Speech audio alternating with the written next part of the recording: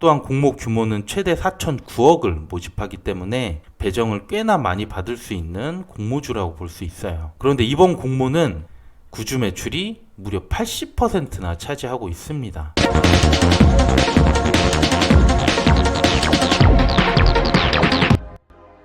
안녕하세요, 집돈버 굿즈입니다. 오늘은 다음주 청약하는 시몬느 액세서리 컬렉션 공모주에 대해 소개해 드릴게요. 간단히 청약 정보 말씀드리고 이번 청약에 참여해도 될지 판단할 수 있는 핵심 포인트 3가지 준비했습니다. 먼저 일정입니다. 청약은 다음 주 월요일부터 시작을 하는데요. 이때 피코그램, 카카오페이와 같이 청약이 진행됩니다. 카카오페이는 균등만 진행하니까 비례하는 분들은 피코그램과 시몬느를 같이 잘 비교할 필요가 있습니다.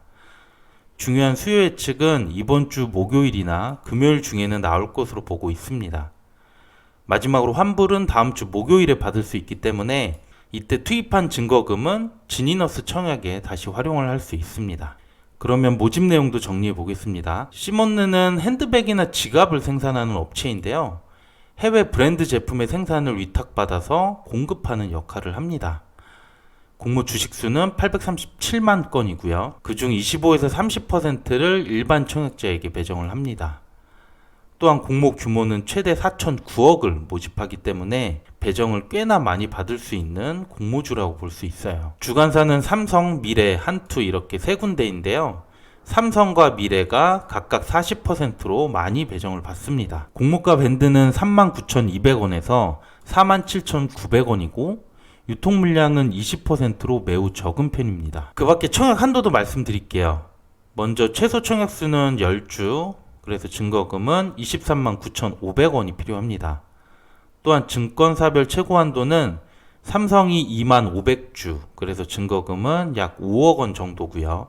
미래도 약 10억 정도로 많은 편입니다. 한투는 6,500주고요.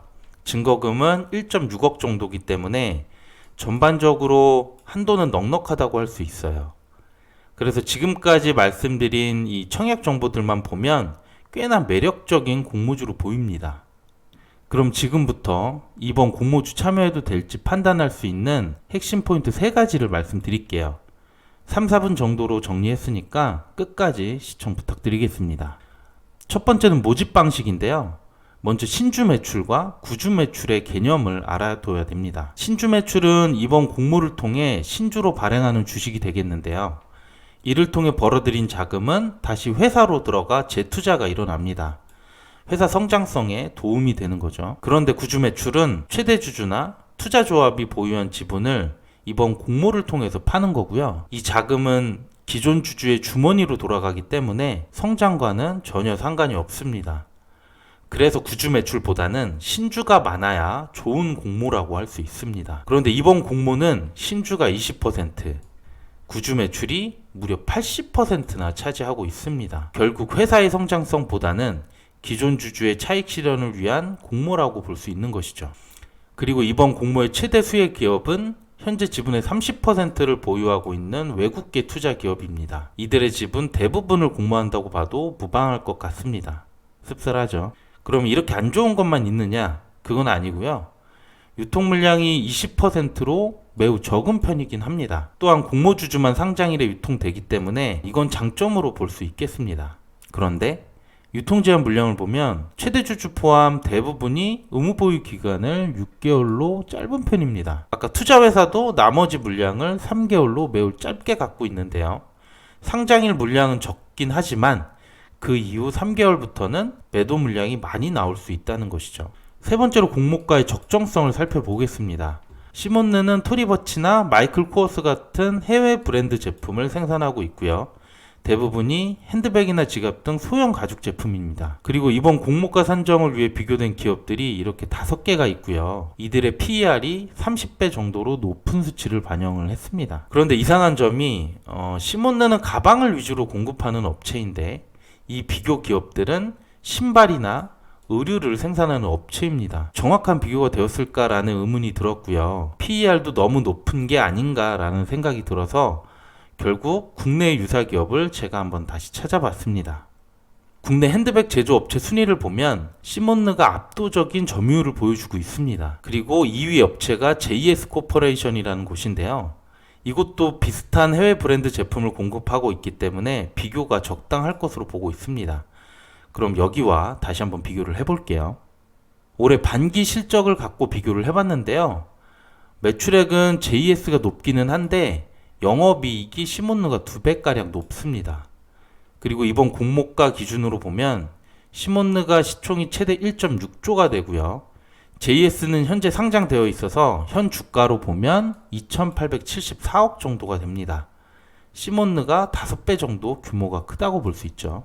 그러면 공모가가 과연 적정한지 좀 살펴보겠는데요. 시몬느는 올해 346억의 단기 순이익이 나왔고요. 이걸 1년 기준으로 환산해서 주가와 같이 계산을 해보면 PER이 산출이 됩니다. 그러면 최소 19에서 23배의 높은 수치가 나오게 되죠. JS는 올해 103억의 단기 순이익을 벌었는데요. 역시 동일한 기준으로 PER을 산출하게 되면 14배 나오게 됩니다. 앞서 신발이나 의류업체의 PER이 30배였었고요. 동일한 가방을 생산을 하고 업계 2위 업체가 PER이 14배라는 것이죠. 그러면 여러분들이 생각할 때 어떤 기업을 비교군으로 선정하는 게 적당했다고 생각을 하십니까? 그럼 오늘 내용 요약하도록 하겠습니다. 시몬느는 최대 4천억을 모집하는 대형 공모주입니다. 구주 매출이 80%라는 걸 보면 누굴 위한 공모인지 좀 헷갈리긴 하고요. 유통 가능 물량이 20%로 매우 낮은 편이긴 합니다. 반면에 공모가 산정 내역을 봤을 때 유사기업 선정이 제대로 되었을까? 라는 의문이 생기고요. 그래서 저는 공모가는 고평가되었다고 생각을 하고 있습니다.